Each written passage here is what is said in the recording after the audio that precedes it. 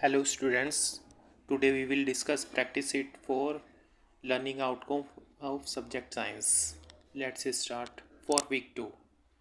तो आज हमारा फर्स्ट क्वेश्चन है यहाँ पर an athletes complete one round of its circular track of radius R in 40 second.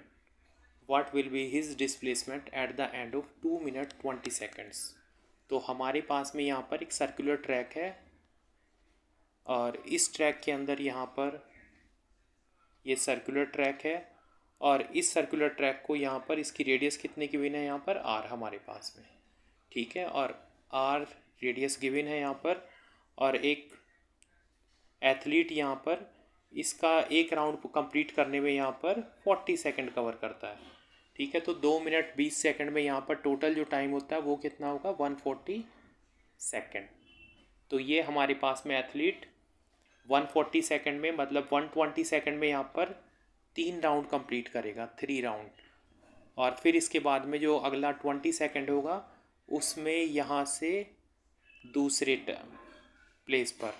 ठीक है, तो हमारा यानी ये दूसरे प्लेस पर चला जाएगा यहाँ पर इस पॉइंट से इस पॉइंट तक.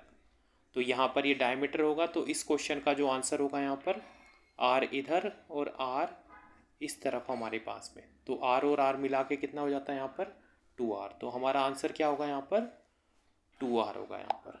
ठीक है, तो फर्स्ट क्वेश्चन का answer 2r. Now for second question, a body is thrown vertically upward with a velocity, find the true statement from the following. तो यहाँ पर दिया both the velocity and acceleration are zero at its highest point. ठीक है, तो यहाँ पे उसने कहा यहाँ पर कि अगर दोनों both velocity and acceleration are zero, acceleration यानी जब भी हम किसी को थ्रो करेंगे यहाँ पर तो एक्सीलरेशन कभी यानी यहाँ पर जीरो नहीं होगा इस जगह पर. ठीक है, तो एक्सीलरेशन क्या होगा यहाँ पे डाउनवर्ड डायरेक्शन में इम्प्लीमेंट हो जाएगा. ठीक है, तो ये हमारी स्टेटमेंट यहाँ पर गलत होगी. ठीक है, फिर इसके बाद में velocity is maximum and acceleration is zero at the highest point. तो ये स्टेटमेंट भी गलत है हमारी. Velocity is maximum and acceleration is downward eight its highest point. तो ये गलत होगा यहाँ पर. Velocity is zero and at the highest point and maximum height is reached. तो ये सही स्टेटमेंट हमारा. तो इसका आंसर क्या होगा यहाँ पर डी. नेक्स्ट अगला क्वेश्चन है यहाँ पर the rough endoplasmic reticulum means RER, जिसको हमने पढ़ा है अपने 5th चैप्टर में यहाँ पर RER इज़ इन्वॉल्व इन. तो RER किस चीज़ में इन्वॉल्व होता है यहाँ पर. तो ये हमारे पास में जो RER यानी एंडोप्लाज्मिक रेटिकुलम जो काम करता है यहाँ पर वो हमारे पास में प्रोटीन एंड राइबोसोम्स के सिंथेसिस में काम करता है यहाँ पर. ठीक है, एक तो protein synthesis due to the presence of ribosomes, क्योंकि इसमें राइबोसोम्स प्रेजेंस होते हैं. ठीक है, नेक्स्ट क्वेश्चन है यहाँ पर फोर्थ, जिसको हम कहते हैं यहाँ पर ऑटोलाइसिस. ठीक है, फोर्थ क्वेश्चन में यहाँ पर ऑटोलाइसिस इज कनेक्टेड विथ. तो ऑटोलाइसिस जो हमारे पास में बायो के अंदर है यानी हमारी बुक में नहीं है, लेकिन ऑटोलाइसिस जो कनेक्टेड होता है वो लाइसोसोम्स के साथ कनेक्टेड होता है. तो हमारा आंसर यहाँ पे बी ठीक है. और if the component of a substance can be separated by a chemical change only then it is an. तो हमारे पास में अगर कोई सबस्टांस है यहाँ पर तो वो किससे सेपरेट किया जा सकता है. If a compound of a substance can be separated by chemical changes only then it is an. तो इसको हम ना तो एलिमेंट कहते हैं यहाँ पर ना ही ये मिक्सचर होता है. तो इसको हम क्या बोलते हैं यहाँ पर it is known as compound. Now next question हमारा 6th क्वेश्चन है यहाँ पर, जिसको यहाँ पे गिवन है विच of the following statement is not true about the colloidal solution. तो कोलाइडल सॉल्यूशन के बारे में कौन सी स्टेटमेंट सही नहीं है. तो फर्स्ट वन है यहाँ पर कोलाइडल आर होमोजीनियस. ठीक है, फिर इसके बाद में सेकंड उसने दिया कोलाइडल शो टिंडल इफेक्ट. तो ये ठीक है यहाँ पर. Colloidal show Brownian movement. ठीक है, ये भी हमारे पास में करेक्ट है. The size of the colloidal particle range between 1 to 100 nanometre. ये भी करेक्ट है. तो हमारे पास में जो फर्स्ट है वो रॉन्ग है यहाँ पर. ये स्टेटमेंट गलत है यहाँ पर. तो इसका आंसर यहाँ पर फर्स्ट ए होगा। नेक्स्ट हम फिर इसके बाद में 7th क्वेश्चन के बारे में चलते हैं। Why does an ice cube melt when put out of the refrigerator. तो जब हम किसी आइस क्यूब को रेफ्रिजरेटर से बाहर निकाल देते हैं तो क्यों वो जल्दी मेल्ट हो जाती है। तो इसमें जो हमारे पास में आंसर होगा इस क्वेश्चन का यहाँ पर 7th का डी होगा यहाँ पर। Because it gain heat and it's particle start moving faster and overcome the force of attraction. तो जब ये बाहर आ जाएगा तो टेम्परेचर राइज हो जाता है, तो वो हीट गेन करेगी और जिससे क्या होगा यहाँ पर इसके पार्टिकल्स के बीच में यहाँ पर यानी मूवमेंट बढ़ जाएगी और फोर्स ऑफ अट्रैक्शन को ओवरकम कर लेंगे, तो इसलिए वो जल्दी मेल्ट हो जाती है। ये हमारा आंसर ठीक है। फिर नेक्स्ट अगला 8th क्वेश्चन है हमारा यहाँ पे, और 8th क्वेश्चन के बारे में उसने कहा cloth do not dry quickly when there is a more humidity in air, what explain the phenomena. तो ये क्या फिनोमिना क्या शो करता है यहाँ पर, जब हमारी एयर में ह्यूमिडिटी ज़्यादा होती है। तो जब ह्यूमिडिटी ज़्यादा होती है तो हमने एवेपोरेशन यानी फर्स्ट चैप्टर में इसके बारे में पढ़ा था, एवेपोरेशन। ठीक है, एवेपोरेशन के बारे में हमने पढ़ा था यहाँ पर। तो जब ह्यूमिडिटी हाई हो जाती है तो एवेपोरेशन का रेट क्या हो जाता है यहाँ पर, वो इसके इन्वर्सली प्रोपोर्शन होती है, यानी ह्यूमिडिटी बढ़ा देंगे तो हमारे पास में एवेपोरेशन डिक्रीज हो जाता है। तो हमारा इसमें आंसर ए सही होगा यहाँ पे। ठीक है, तो इसके बाद नेक्स्ट अगला 9th क्वेश्चन यहाँ पर, the area under the velocity time graph of a body gives. तो जो एरिया होगा हमारे पास में वेलोसिटी टाइम ग्राफ पर ऑफ ए बॉडी गिव्स, इससे हमें क्या पता लगता है यहाँ पर। ठीक है, तो वेलोसिटी टाइम ग्राफ पर जो हमारे पास में इस तरह से एक तरफ वेलोसिटी एक तरफ टाइम होता है यहाँ पर, तो इसमें ये जो एरिया होगा यहाँ पर, ये क्या चीज़ डिस्क्राइब करता है यहाँ पर, ये हमारे पास में जो यहाँ पर डिस्टेंस होगी यहाँ पर। ठीक है, डिस्टेंस जो ट्रैवल करेगी यहाँ पर हमारे पास में बॉडी, उसके बारे में ये डिस्क्राइब करता है। ठीक है, तो ये हमारे पास में एरिया जो यहाँ डाउनवर्ड डायरेक्शन में होगा, ये हमारे पास में डिस्टेंस के बारे में डिस्क्राइब करता है। नेक्स्ट हम इससे आगे चलते हैं।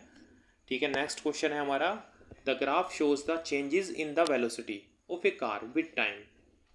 ठीक है, ये हमारे पास में ग्राफ दिया हुआ है यहाँ पर। पहले हम ऐसे सीधे गए, फिर इस तरह से स्ट्रेट, फिर आगे, फिर इस तरह से, फिर डाउनवर्ड डायरेक्शन में। पूछा है which portion of the graph shows the negative acceleration for the car. तो एक्सीलरेशन यहाँ पर पॉजिटिव है, यहाँ पर जीरो है, फिर पॉजिटिव, फिर जीरो, और यहाँ पर क्या होता है नेगेटिव। तो ये हमारा पोर्शन क्या हो गया यहाँ पर, इसके अंदर यहाँ पर 10th क्वेश्चन में जो हमारा आंसर होगा यहाँ पर डी ई, मतलब ये डी और ये हमें शो करता है यहाँ पर नेगेटिव पोर्शन। तो ये हमारा आंसर ठीक होगा। नेक्स्ट हम इससे आगे चलते हैं यहाँ पर, the graph shows the rate of change of speed of A train. ठीक है, एक ट्रेन की स्पीड को शो कर रहा है यहाँ पर, how much distance the train will cover at 60 second if it is accelerating with 2 metre per second square. तो हमारे पास में टाइम भी गिवन है यहाँ पर, और 2 मीटर पर सेकेंड स्क्वायर यहाँ पर इसका एक्सीलरेशन भी गिवन है। तो हमारे पास में इसका आंसर जो होगा, तो इस क्वेश्चन के अंदर हमने पढ़ा है यहाँ पर कि जो डायग्राम के अंदर यहाँ पे गिवन है, जो हमारी वेलोसिटी है वो यहाँ पर 40 के आसपास है, एक्सीलरेशन हमारा 2 गिवन है, और जो टाइम है यहाँ पर 60 सेकेंड है।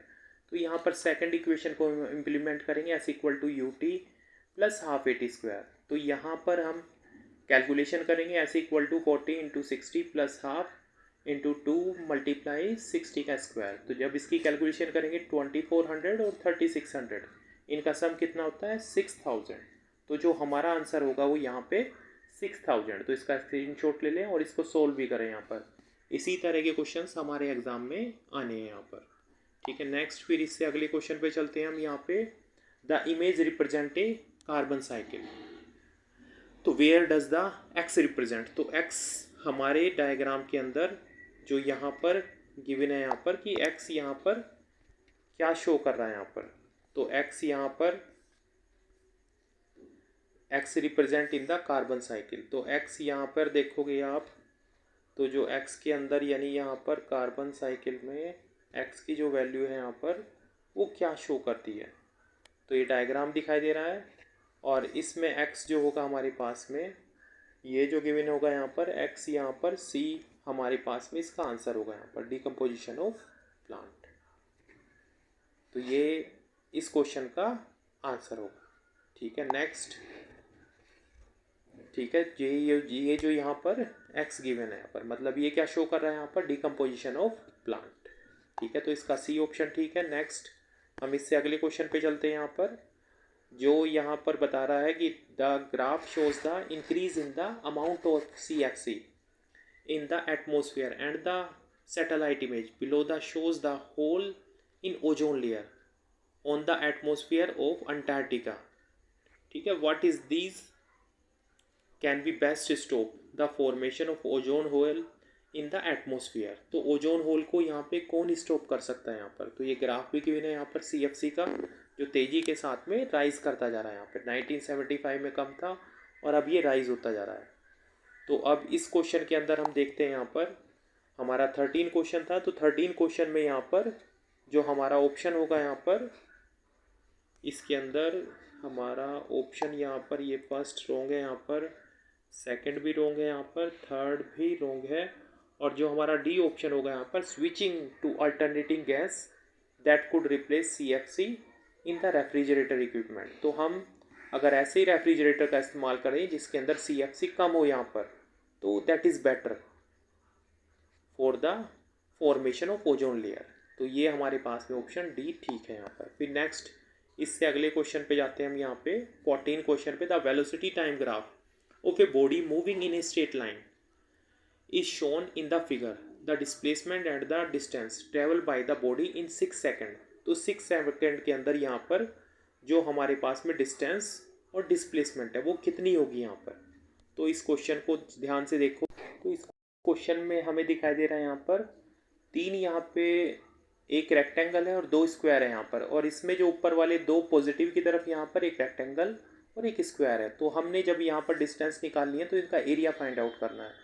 तो एरिया हम देखते हैं, वेलोसिटी मतलब 4 और जो टाइम है यहाँ पर 2 हुआ हमारे पास में, तो इनकी मल्टीप्लाई की हमने यहाँ पर, तो ये 8 आता है यहाँ पर। ऐसे ही थर्ड वन जो स्क्वायर था यहाँ पर, इसमें 2 × 2 करेंगे तो इसका जो डिस्टेंस होगी हमारे पास 4 आएगी, और जो डाउनवर्ड होगा यहाँ पर उसमें -4 होगा हमारे पास में डिस्प्लेसमेंट। अगर हम डिस्प्लेसमेंट फाइंड आउट करते हैं तो ये हमारे पास में 8 आएगा, और डिस्टेंस यहाँ पर तीनों का सम अप कर देंगे 8 + 4 + 4, तो वो कितना आता है यहाँ पर 16।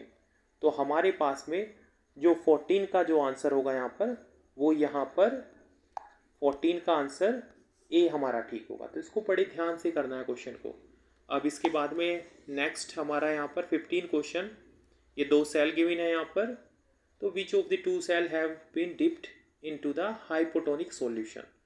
तो हाइपोटोनिक सॉल्यूशन में हमारे पास में किसी चीज़ को डिप करने पर क्या होता है कि वो स्वेल आउट हो जाती है, मतलब यहाँ पर बाहर चली जाएगी। तो यहाँ पर जो आंसर होगा यहाँ पर, इसके अंदर हमारे पास में इसका जो आंसर होगा यहाँ पर, इसका ऑप्शन नंबर बी हमारे पास में ठीक है।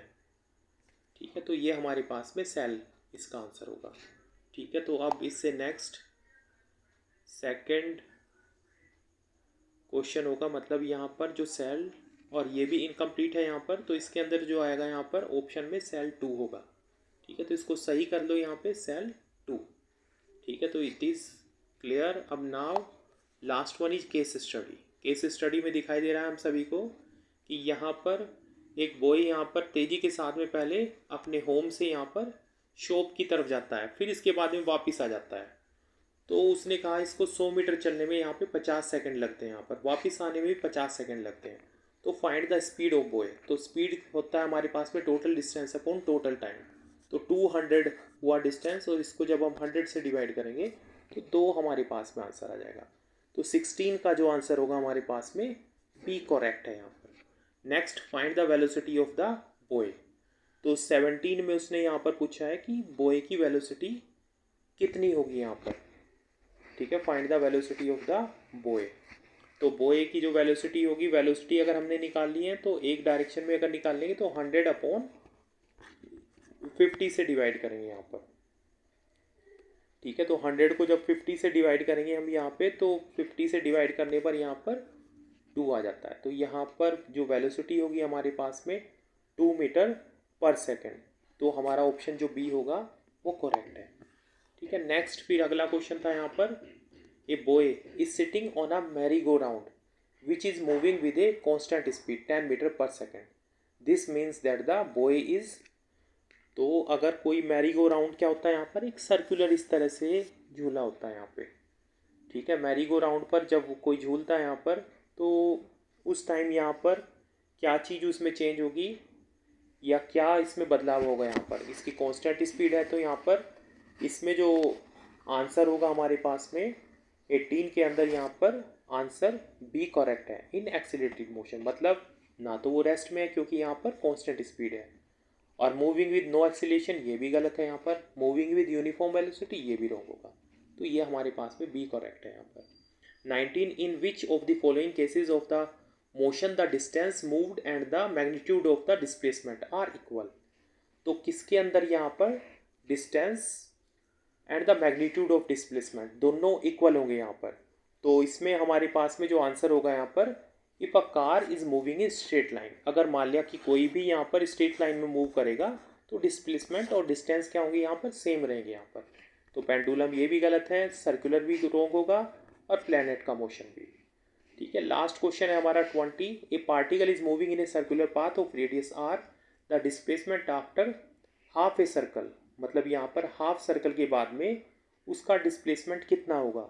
तो 20 क्वेश्चन में यहाँ पर जब भी कोई सर्कुलर पाथ में मूव करेगा यानी उसमें हाफ मूव किया यहाँ पर, तो यहाँ से यहाँ तक आया, तो डिस्प्लेसमेंट यहाँ पर इसके डायमीटर के बराबर होगा। तो हमारे पास में 20 का जो आंसर होगा सी ठीक होगा, ठीक है। ओके, ये हमारा ओवरऑल यहाँ पर वर्कशीट थी, इसके आंसर बार बार रिवाइज करके समझ लीजिए, और अगली जो वर्कशीट हमारी आएगी उसके आंसर भी हम जल्द ही अपलोड कर देंगे, तो इसे बड़े ध्यान से देखें, और कुछ भी अगर रिक्वायर या कुछ भी क्वेरी हो वो कमेंट बॉक्स में डाल सकते हैं। तो अब अगली वीडियो का वेट कीजिए।